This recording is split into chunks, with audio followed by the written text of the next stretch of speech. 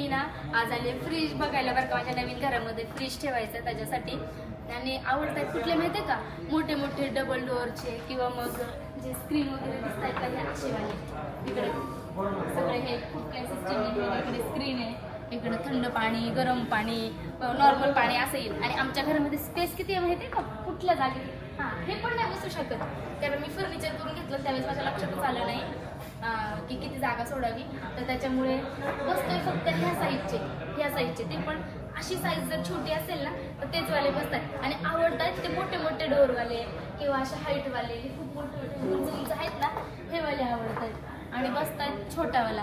त्याच्यामुळे आता मी कन्फ्यूज झाली आहे आणि मला कुठेच आता जागा नाही आहे की मी तर तो काढेल. कारण मी पूर्ण फर्निचर ना वरती पण म्हणजे हाईटनुसार आहे ना, वरचं पण फर्निचर करून घेतलं आणि इकडचं पण फर्निचर केलं आणि बरोबर त्यांनी फ्रीजसाठी जागा सोडली.